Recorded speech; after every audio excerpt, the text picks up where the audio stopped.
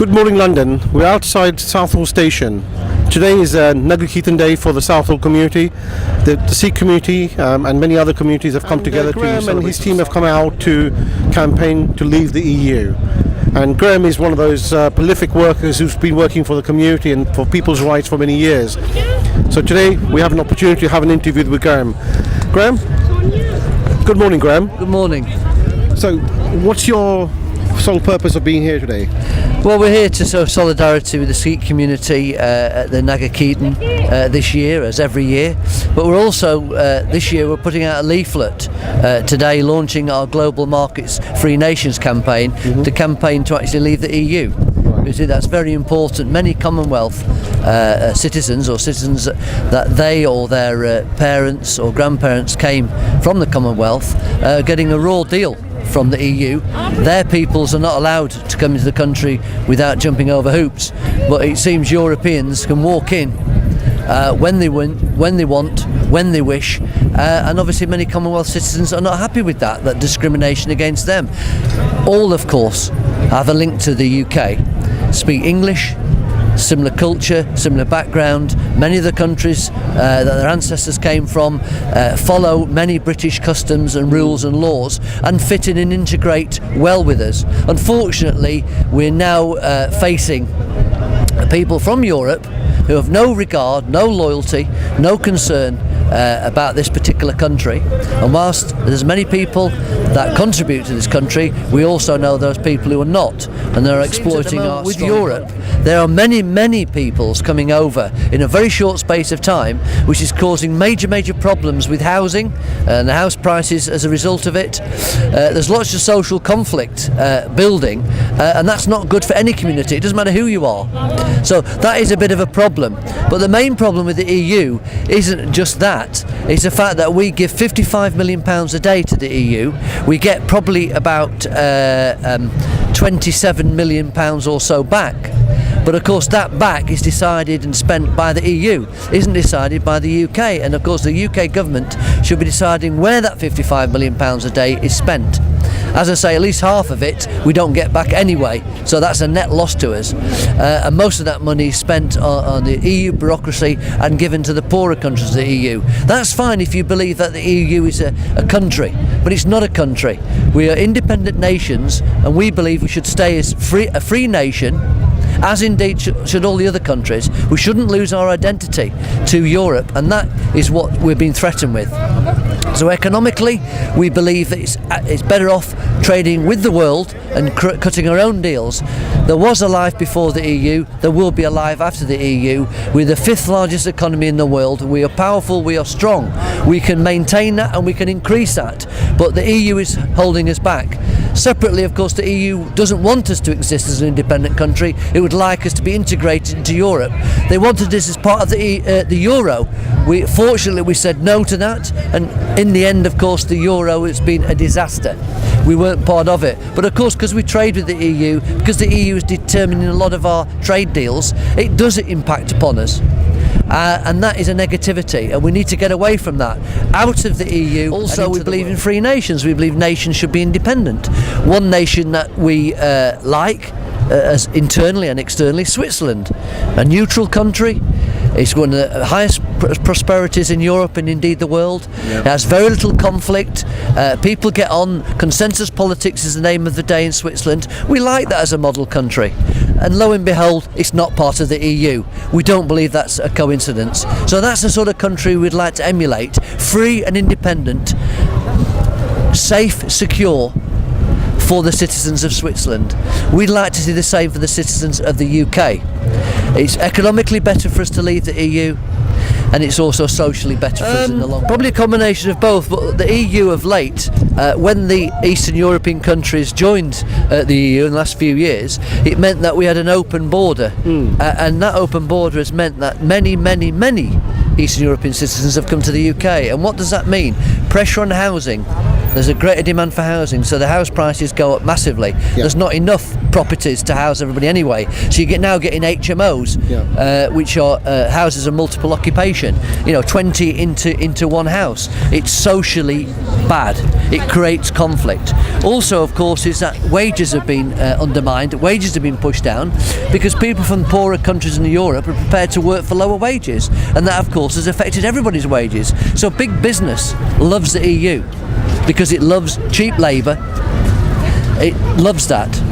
The fact is, the British government, through tax credits, pays benefits to UK citizens and, of course, increasingly now to European citizens, because they're not being paid proper wages. So we're subsidising big business. The EU has just made it worse. So back to your first question, is it the EU, is it not? It is the EU, and it's ourselves as well. And we need to be looking after ordinary British people. They should be paid properly by business and not have to rely on tax credits from the taxpayer, which only takes place because in London, for instance, we cannot get cheap rent, you cannot get cheap mortgages, you probably can't even get a mortgage because it's so high now. So I really feel for first-time buyers it's very, very difficult, and we will become very soon in London a rent-owning population, paying massive rent, which will be the main part of their costs, and it's unsustainable. One of the things I read on your website, Global Markets Free Nations, is that since the 70s, in real terms, the working class people haven't had a pay rise, and the cost of living has exceeded what they're actually earning. Is that true?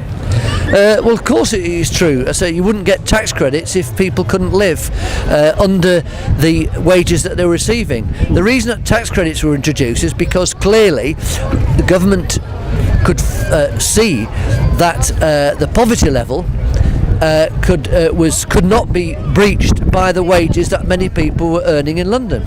And of course that looks at the what you pay for your rent or for mortgages, for food, for transport, for all the things that you need in life. And the tax credits kicked in because people couldn't live on the wages they are receiving, were receiving and are receiving. It's a massive problem. All what the EU has done is made it worse. It's extrapolated the whole problem, magnified it by having many more people cramming into the UK. Remember, the UK is a very small island compared to France and Germany, yet our population is bigger than France, and before long it'll probably be the same size as Germany.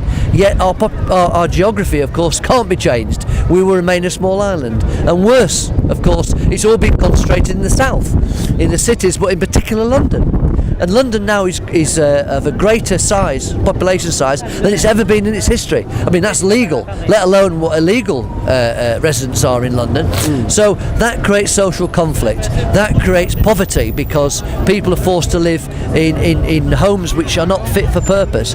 Too many people are cramming into the homes, and of course when you're building more homes, you're cramming people into certain areas, you're creating that social conflict. We're now going back to high-rise accommodation when that was seen from the 60s and 70s as a negative, and now because of the population problem keeps on growing, largely because of Europe, it means that we have to force people back into high-rise apartments. That's not socially good, it's not something we should be doing, but unless you can stop the population continually growing, that's the only solution. Clearly, there is a problem. People are telling us there's a problem on the streets. They cannot get properties, they cannot get decent properties. The cost of living obviously keeps on rising. They're not getting wage increases, have not really had wage increases for a number of years now. And that they're received, if they have received one, doesn't keep up in line with increasing costs. And that's not even considering housing costs. Rents keep going up. You know, even if they can't afford now to buy a property, they have to live somewhere, and almost certainly, unless they're living with a family, their own family, they will have to pay rent, and that rent keeps going up, but their wages don't. So things are getting difficult, and once that happens, social the social contract, if you like, breaks down, because then people think, well, why should we care about paying taxes if people are using offshore funds and not paying taxes themselves? Big businessmen and the elites. Why should we pay taxes? Why should we abide by the law if the people who think they're better than us, that think that they're masters of us, why should we do it as well? So it starts to breed contempt. It breeds contempt for the system. It means that people will start to find ways not to cooperate with the system, because why should they be funding it when the people on top decide that they don't need to? They'll use offshore funding, offshore accounts, not to pay taxes. So why should they as well? So the whole picture is gloomy. It doesn't look good. The inequality between the bottom and the top is massive, and it keeps on growing.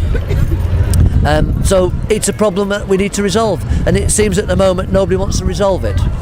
If we want more information regarding the campaign, where do we go? Well, there is a website, Global Markets Free Nations. If you type in Google globalmarketsfreenations.com, it should bring you up to the website. We're also on Facebook, Global Markets Free Nations. So if you just type that into Facebook, you should come across the group. Join the group, get involved, be active, contact us through email or through the website or through Facebook. But ordinary people are not getting the benefits from being in the EU. We're better off out. We urge people to vote leave. Thank you.